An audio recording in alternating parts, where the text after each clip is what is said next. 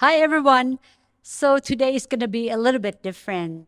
I don't have any frameworks or any tutorials to share to you, but instead, I would like to share with you my experience of not doing Zettelkasten and Obsidian for almost a year.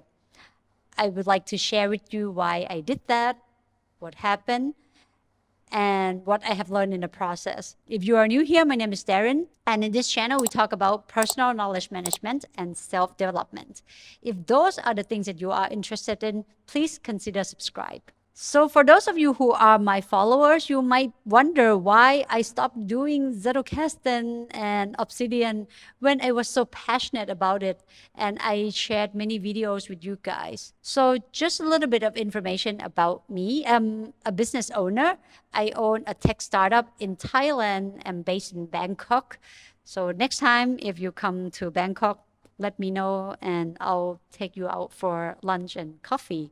So back to the reason why I stopped doing Obsidian and Zettelkasten. So I came across a couple of people who are much more successful than I am at business. And they didn't exactly tell me this, but they indirectly tell me that doing Zettelkasten and Obsidian sort of like a waste of time. You are a CEO of a startup company, you shouldn't like do knowledge management. Like those are the things that not startup founders would do. So, and I'm a kind of a person who like to experiment. I would like to learn, and how would I know that what they were telling me would be right or wrong when I have never tried? So I tried. I stopped, like almost completely stopped doing Zettelkasten and Obsidian for almost a year. So you might wonder what happened. Okay, what happened was the fact that I was much less happy for some reason. I don't know why. Um, I felt like I was less intelligent. That's just my feeling. I'm not sure if that's the fact. I'm also felt like my mind was less sharp. So those are the things that I reflected upon, and I felt like those are the things that happened to me. So of course, I'm coming back to using Obsidian, to using Zettelkasten.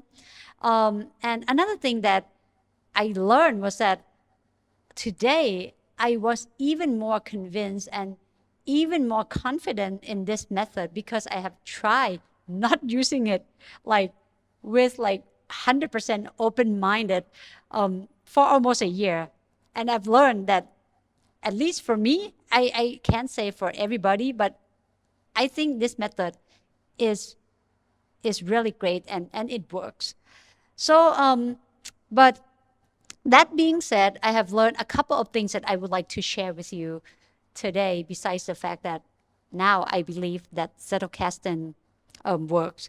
So first of all, still related to the fact that Zettelkasten really works, is that I would like to let you know that I'm aware that doing Zettelkasten is not the least time consuming knowledge management method. It obviously takes more time to read something, to listen to podcasts or attend a class, and then you have to take reference notes and distill to permanent notes and connect those notes to the existing notes in your vault. Those takes time. It's not the least time consuming method. However, if your goal was to learn something, to retain the information, I believe that this is one of the best methods I have came across so far. Also, another thing that I have learned was that the most valuable thing about this method was not the fact that you can get many notes in your vault, like you produce many notes in your vault, but it's the fact that you use the information that was presented to you, whether it's books or other media, to sharpen your mind. I think that's the key thing about Zettelkasten that most people might not emphasize enough. It's not about the notes. It's not even about the app, but it's about the process of using your mind to work with the information presented to you. That is the most valuable part of this process. The second thing I've learned from this experience, you might be surprised, I've learned to really love Apple Notes. Apple Notes is a really great app, and because I didn't use Obsidian for almost a year, I have to use Apple Note because I'm on Mac and iOS, right? And I think it's a wonderful app and I love it. I use Apple Notes like here and there, but now that I have no other apps to use except Apple Notes, I do use Notion, but that's another story for another day.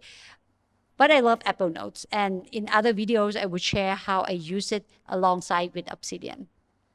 The third thing that I've learned was the fact that I made my notes templates too complex.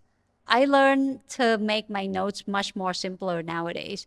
So in the past, I was trying to make the notes perfect. Like for example, the reference notes should have the same title as the title from the source. And I have to add all the properties about the people, about the place, like all the information that I can think of to the reference notes to make it perfect. And I felt like now that I am visiting the vault with fresh eyes, I felt like those information don't really matter. What matters is the fact that I separate my permanent notes from the reference notes and the quality of the content within the notes. And that's pretty much it. I learned to be much more simplistic about what I put on my notes. Last but not least, I learned to be much more comfortable with my system not being in a perfect shape. So even though I tell other people that, hey, like you are Zettelkasten or Obsidian, like, oh, it doesn't have to be in a perfect shape. It could be messy.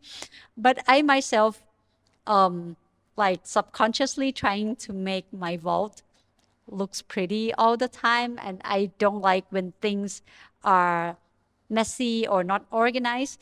So coming back this time, I felt like it's okay that my notes are not perfect or like my systems is not perfect because as I said, the key thing about the system is not about the notes. It's not about the Obsidian system. It's about what it does to your mind. That is the key. The key is to have your brain and your thoughts working with the information. That's the key. It's about sharpening your thinking. So those are the things that I've learned from the experience of not doing Obsidian and Zettelkasten for almost a year. What do you think? If you have any comments, I would love to read in the comment section. But if you enjoyed this video, please give it a like and thumbs up. And I'll see you in another video that is much more educational than this one. So stay tuned. See you in the next one.